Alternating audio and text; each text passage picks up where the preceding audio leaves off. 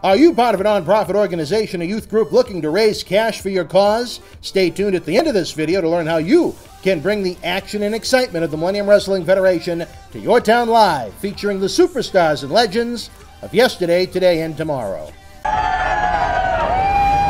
This is Mick Foley. This is Harley Race. This is Shelton Benjamin. This is Mr. Wonderful Paul Orndorff. This is the Monster Abyss. And this is Daniel Bryan. This is JBL, and you're watching the MWF. Be there live.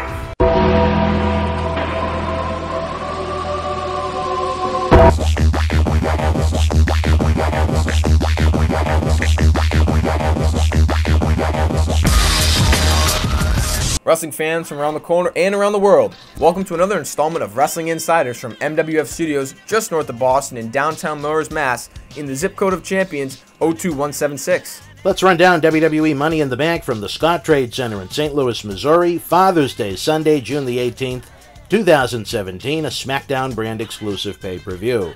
On the kickoff show, the Hype Bros defeated the Colognes, as we discussed on our Money in the Bank preview show. Made perfect sense for the Hype Bros to get the win here, as it was the return of Zack Ryder. The opening match itself for the fans in St. Louis to get them hot. And with heel tag team champions, they need as many strong babyface teams to work with them as possible. In the opening contest, it was the historic female Money in the Bank match that fell flat, with a weak finish that fans hated as Carmella defeated Charlotte, Becky Lynch, Natalya, and Tamina. Don't let the negative thoughts towards the finish of the match take away from these five ladies coming out and kicking ass. This was a much, much more impressive showing than what was billed as a historic main event Hell in the Cell match in Boston last October between Charlotte and Sasha Banks. When the Cell was just background music to an ordinary match, fans walked out on live, and those watching on WWE Network almost feel like they quote-unquote had to like it. These ladies took real risk in some dangerous settings and should be given high praise for their balls, no pun intended. Becky Lynch had the match won until James Ellsworth tipped the ladder over. Carmella was laid out, so with there being no disqualification, Ellsworth climbed the ladder, got the briefcase, and dropped it into Carmella's hands. Fans absolutely hated it, but it could be worse. Imagine if Ellsworth won the match and kept the briefcase for himself to use it for a women's title match down the road. That would have been much worse than this, and if nothing else, this heats up Carmella. I thought for the sake of history we were going to see a Charlotte win. New Day defeated SmackDown Tag Team Champions the Usos via countout, as we discussed on our Money in the Bank preview. We expected the Usos to retain the titles in some way, shape, or form, as it's too early for New Day to win the titles, and there are no hot heel teams for New Day to defend the title against right now if they were to win it. I thought the match was excellent. We'll likely wind up seeing many more matches between these two teams as a result of another finish that the fans hated, where the Usos had the match lost, so they just walked out for a count-out loss. But as always, the championship can only change hands on a pinfall or submission. SmackDown Women's Champion Naomi retained over Lana, as we discussed on our preview show. Felt it would be too soon for a Lana title reign. Many fans were expecting this match to flop, where it was Lana's first high-profile match on the main roster. It really wasn't any good, but it wasn't an embarrassment, and that was about the best that could be hoped for. Breezango did a take on the 80s Fuji Vice with Fashion Vice. A mystery team sent them a VHS tape challenging them to a match on the pay-per-view, playing up the attack on Tyler Breeze on SmackDown last week. We saw the debut of Mike and Maria Kanellis, with Mike taking Maria's last name so WWE can own it.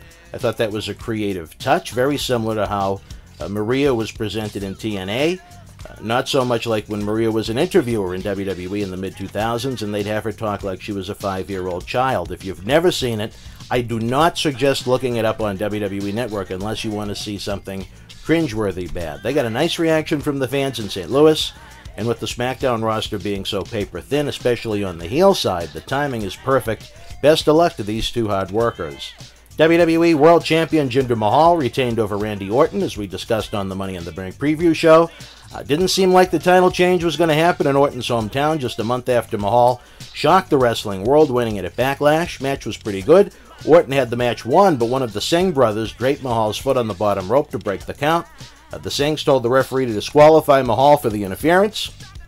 Thus, he'd retain the title, but Orton talked the referee out of it. The Singhs got tossed from the match by the referee, but they came back and attacked Cowboy Bob Orton, who was sitting in the front row with other legends such as Ric Flair, Sergeant Slaughter, Baron Von Raschke, Larry the Axe Hennig, and Greg Gagne. Randy went nuts, beat the hell out of the Sings, including a running RKO over all of the announce tables on the floor at ringside. I think the referee forgot about the 10 count for being out of the ring. Orton got back in the ring, and Mahal hit his finisher for the victory. Common sense says this will lead to some sort of a gimmick match at Battleground in Philadelphia next month. Breezango defeated the Ascension in tag team action. I guess the Ascension were the team that laid out Tyler Breeze on SmackDown. What an angle. Nobody cares about Ascension. They're just there, I guess. Good to see Breezango pick up a win here to go along with the Hype Bros to have more babyface teams hot to work with the heel champion Usos. In the main event, Baron Corbin defeated Sami Zayn, AJ Styles, United States champion Kevin Owens, Dolph Ziggler, and Shinsuke Nakamura to win the Money in the Bank briefcase. Nakamura was second to last coming out, and Corbin jumped him, leaving Nakamura out of most of the matchup. Some fantastic spots here, including a sunset flip off of the top of the ladder from Sami Zayn onto Dolph Ziggler. These guys had to go overboard to try and win the fans back after such a flat undercard with so many lousy finishes. The ladders they were using, they weren't of the breakaway variety. They had very little give, and I'm sure all 6 men are very, very sore today. Corbin appeared to have the match won until Nakamura's music hit about 20 or so minutes into the match. They could have done without the theme song. Nakamura came in a house of fire, building to a showdown with Nakamura and AJ Styles. Both men climbed the ladder attempting to win until Baron Corbin recovered, tipped them both off, and climbed the ladder himself to grab the briefcase for the win. Will we look back 6 months or a year from now and see this as Corbin's coming out party? That remains to be seen. We called Corbin's win on the Money in the Bank preview show as it was the right place, right time for this win, and he made the most sense of any of the 6 to win the briefcase for a variety of reasons, as we discussed in great detail. I'd give Money in the Bank a thumbs in the middle, even with the great main event. On a Twitter poll, the fans voted 40% thumbs down, 32% thumbs up, 28% thumbs in the middle. For the best match, it was 73% for the men's Money in the Bank, 8% for the women's Money in the Bank, 7% for Orton and Mahal, 12% for other. Whether you are in St. Louis live or watching on the WWE Network, would love to hear your thoughts in the comments section below as we inch a little bit closer to SummerSlam this August in Brooklyn. Don't miss the fallout from WrestleMania 33 on WWE Network. Using our link below, get 30 days free. This spring, WWE presents 4 live pay-per-views with Payback, Backlash, Extreme Rules, and Money in the Bank.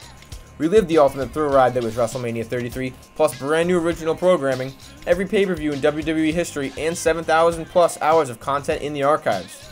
Spend $25 in the MWF store this month and get a free WWE t-shirt and a free autographed photo of WWE Hall of Famer Cowboy Bob Orton. We have brand new WWE t-shirts, posters, DVDs, autographs, and tons more. Best of all, every dollar you spend directly supports our live event and video production initiatives.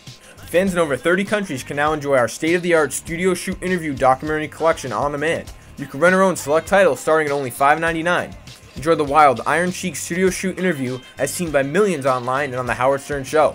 Relive the rock and wrestling era in the mid-'80s as WWE Hall of Famers Paul Orndorff, Bob Orton, and the Iron Sheik break down the first WrestleMania.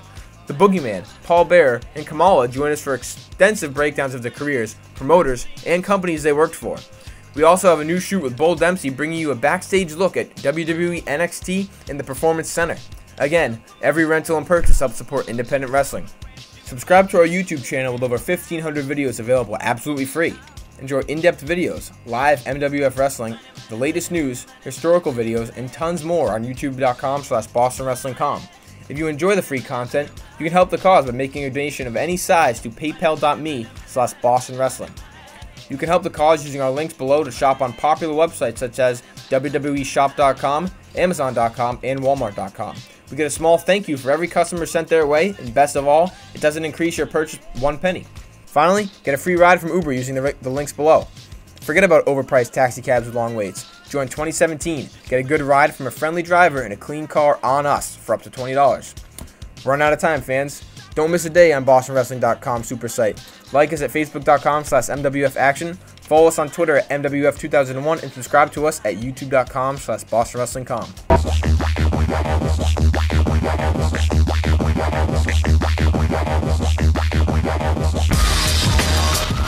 The Millennium Wrestling Federation's 15th anniversary tour begins this fall and rolls into 2017 throughout New England, down the East Coast, and into the Carolinas. If your nonprofit organization is looking for an interactive, turnkey experience while putting the fun into fundraising, you've met the perfect tag team partner. MWF offers a variety of packages for groups of almost any size. From our live events at the Boston Garden, the Kowloon Entertainment Dining Complex, and the legendary Suffolk Downs, to high school gyms and function halls, we've presented live events everywhere. Since 2001, the MWF's mission has been simple: keep the kids off the streets. Under the leadership of President Dr. David Reese, we bring the superstars of yesterday, today, and tomorrow to your town, not for a quote-unquote wrestling show, but an event that features action-packed in-ring wrestling, autograph and pose photo opportunities, question and answer sessions, and much more. It is the best of sports and entertainment. The week of your event, we can add on to the endeavor with anti-bullying campaigns, library meet and reads, youth sport concussion seminars, and more. Our live events are fit for fans of every age, from 5 to 95. This fall, as part of our new Kids Club program, we offer live event experiences exclusively for the youngest of fans. On the flip side, we can also produce a tailor-made event for fans of an older demographic as well. We work with you every single step of the way to get the word out to fans near and far, on our local television offerings, and to over 50,000 fans and growing on our social media platform. Your success is our success. If your group has had enough of boring candy bar and wrapping paper sales and has the energy to team with our passionate fan base, bringing the MWF experience to your community is the answer to put smiles on faces while raising cash for your cause. Contact us today to get the ball rolling for your custom-made event that you'll want to bring back year after year. Don't just take it from us. Here are folks we've teamed with in the past.